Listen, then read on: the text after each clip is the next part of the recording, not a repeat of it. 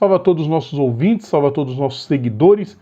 Sejam todos bem-vindos a mais esse vídeo do Papo Veloz. Hoje, um vídeo especial, um vídeo opinativo, meio que ressuscitando o nosso quadro de opiniões, né, de conteúdo opinativo. Para quem não me conhece, eu sou Rodrigo Vilela. Quem me conhece, eu continuo sendo. E não poderia ser diferente. Amanhã desta quinta-feira começou com a notícia da aposentadoria de Sebastian Vettel da Fórmula 1 ao final dessa temporada. E bom, sem nenhum tipo de cerimônia, sem nenhum tipo de floreio. Se trata de um dos maiores pilotos que já passaram pela Fórmula 1. Dentre tantos que a gente teve, Sebastian Vettel soube aproveitar um momento muito bom da Red Bull para mandar na categoria durante 4 anos. Sebastian Vettel, que é o terceiro maior vencedor da história da Fórmula 1, ele só fica atrás de Lewis Hamilton e Michael Schumacher. São ao todo, e esse vídeo eu vou conferir muita coisa no computador, tá, pessoal? Vocês não gostam que eu fique desviando o olho, paciência. São 53 vitórias. Junto a isso, mais 122 pódios, 57 poles, 38 voltas mais rápida. Num total, aí não conta muito, né? 3.076 pontos. Os pontos mudaram muito na história. Teríamos que padronizar todos os pontos para chegar a um número comum. É uma briga que eu sempre tenho aqui no programa junto com o Eric. Foram 289 corridas disputadas, numa carreira que na Fórmula 1 começou em 2007, mas que vem muito antes, né? O Vettel ganhou 8 títulos no kart, dentre campeonatos locais e campeonatos continentais. Ele sobrou, inclusive com título europeu em 2001. Aí ele foi para os monopostos, começou na Fórmula DAC, na BMW DAC. E em 2004 ele passou o trator. Foram 20 corridas, 18 vitórias, sendo 14 consecutivas. É óbvio que ele foi campeão, né? E aí ele já foi alçado para a Fórmula 3 Euro Series, que era o terceiro maior campeonato na escala até chegar na Fórmula 1, né? Durante muito tempo a Euro Series era, junto com a Fórmula 3 britânica, depois a Fórmula 3 britânica começou a ter alguns problemas, a Euro Series se tornou o principal acesso para a GP2, Fórmula 3000, GP2, e o Vettel terminou vice-campeão em 2006. Ele começou em 2005, terminou em quinto, no ano que Lewis Hamilton foi campeão, e aí no ano seguinte, em 2006, ele terminou na segunda colocação. A BMW não perdeu tempo e já o colocou como piloto de testes para a temporada 2007. A BMW tinha Nick Heidfeld e Robert Kubica como seus pilotos, e aí o Kubica sofreu aquele acidente pavoroso em Montreal. Aquela panca terrível. A corrida seguinte era em Indianápolis e o Vettel disputou aquela corrida fazendo 6 pontos. Fazendo 6 pontos no total em 2007. Por que no total em 2007? Porque ele conseguiu 1 ponto logo na estreia, ele fez 1 ponto. Foi no GP dos Estados Unidos, chegou na 8ª posição. Aí outros 6 pontos foram pela Toro Rosso. Quando ele passou a correr, substituindo o Scott Speed, a partir de 2007. Depois o GP da Hungria. O que aconteceu no GP da Hungria? Foi a estreia dele oficial na equipe. Legal, quando a gente precisa de coisa rápida, não aparece. Mas é isso mesmo, é no lugar do Scott Speed. Começou discreto, claro. Aí veio o GP do Japão. Aquele toró caindo na pista de Fuji. O Vettel estava na 5ª colocação, acertou o Mark Webber. Foi ele e o Webber embora. Imagina, o Webber era piloto da Red Bull. Bom, ali já foi a primeira decepção dele, né? Pô, tirei meu companheiro da pista. Na prova seguinte, na China, um 4º lugar redentor. Tá bom, o moleque deve ter um futuro. Aí ele foi para Toro Rosso. Né? Continuou na Toro Rosso, perdão. Quem foi para Toro Rosso foi o Sebastian Bourdais. Formou uma dupla promissora para a equipe. O Vettel atropelou. Lembra que a Toro Rosso era a Minardi. E ele atropelou. Vencendo na Itália, fazendo pole. Numa pista chuvosa, ele fez pole e venceu com um carro que era a Minardi. Ah, mas teve o dinheiro da Red Bull. Era a Minardi. Com muita gente que trabalhou na Minardi. Então mostra que a Minardi sempre teve competência, apesar de só andar no fim do grid. Terminou na 8ª colocação. Ele se meteu no meio dos grandes. A Toro Rosso foi tão bem naquele ano que ela foi melhor do que a Red Bull na classificação final.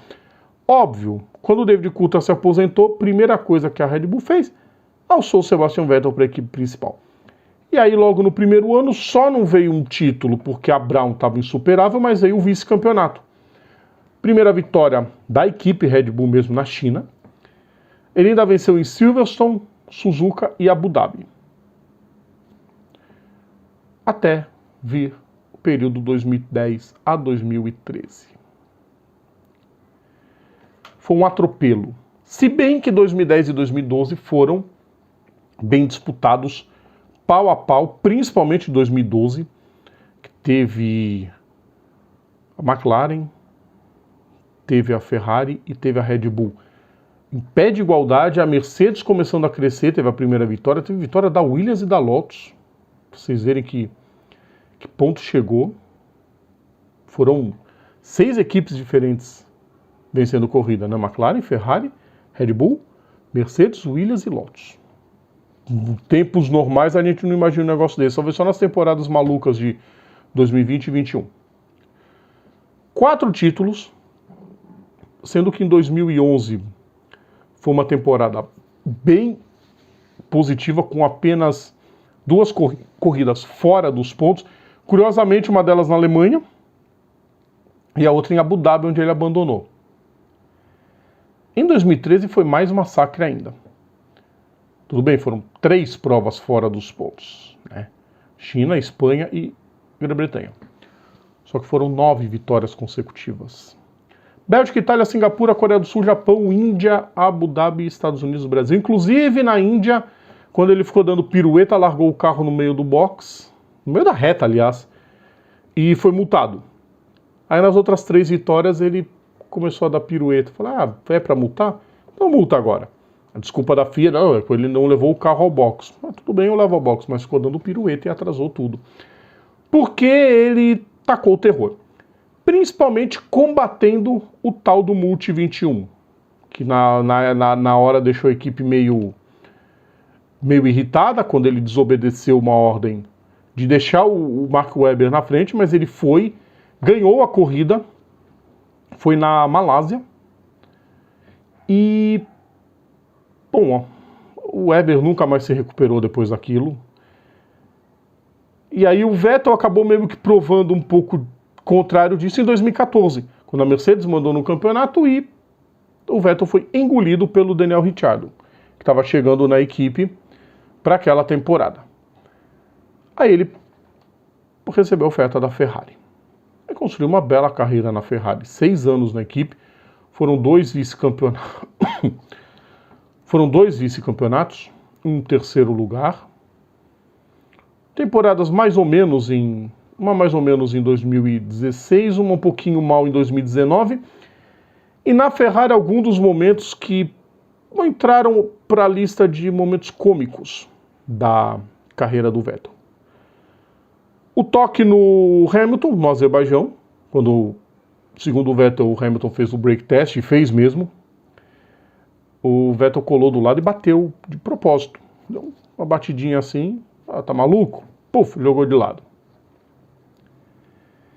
Em 2019, no Canadá, quando ele ganhou a prova, mas tinha sido punido, porque realmente ele era para ser punido, ele cortou o caminho e depois cortou o caminho, ele fecha o Lewis Hamilton fechando a passagem, que não poderia ter acontecido. Insatisfeito, ele largou o carro no meio da pista, ele não compareceu no parque fechado, e quando chegou no parque fechado ele trocou as plaquinhas de primeiro, segundo e terceiro colocado, ele trocou com o Hamilton, levando o público canadense ao delírio. Mas talvez nenhum desses momentos tenha doído mais para ele quando ele estava relativamente na disputa do título em 2017, quando no GP de Singapura ele e o Raikkonen se engalfinharam na largada junto com o Max Verstappen, e os três abandonaram na primeira curva, 200 metros do grid, praticamente. E ali depois daquilo, nada mais deu certo na temporada. Ele até venceu no Brasil, mas o título já estava definido a favor do Lewis Hamilton. E 2019 principalmente, né? 2019, depois que ele ganha... 2018, perdão. 2018, depois que ele ganha o Grande Prêmio da Grã-Bretanha,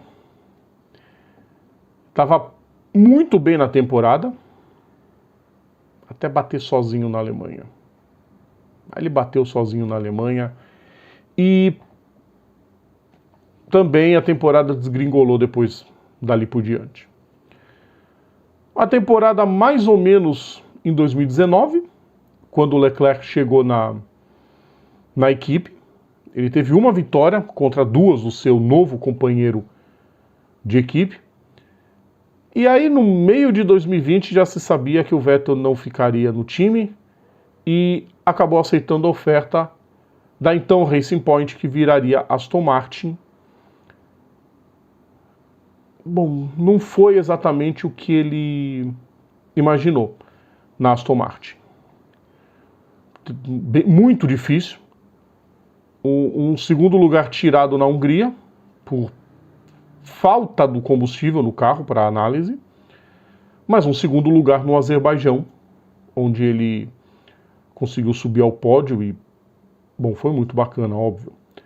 Mas foi só isso na temporada 2021 e 2022 tem sido pior. Ele não começou as duas primeiras provas, porque estava com Covid. Na Austrália foi um desastre, o fim de semana todo, mas mais um daqueles momentos cômicos onde ele tentou apagar o fogo do carro com o extintor. E na volta ele pegou a motinha, a moto do suporte, da equipe de suporte, e foi voltando pela pista. Ele não foi pela pista, a pista lateral de socorro, não. Ele foi andando pelo traçado. Tomou outra multa. Acho que o Vettel é um dos pilotos que mais tomou multa por aleatoriedades. Não apaga nada a genialidade dele. A Red Bull tinha um grande carro. Eu canso de falar no programa, eu canso de falar para vocês. Não existe campeão com carro ruim. Não existe. Pode procurar em todos esses mais de 70 anos de história. Não existe. A maioria de nós brasileiros tentamos de todo jeito endeusar o que Senna e Piquet fizeram. Em nenhum dos dois casos, os dois tiveram carros ruins. Pode-se acreditar ao Piquet, em 81, ter um carro um pouquinho abaixo da Williams, mas o carro da Brabham era muito bom.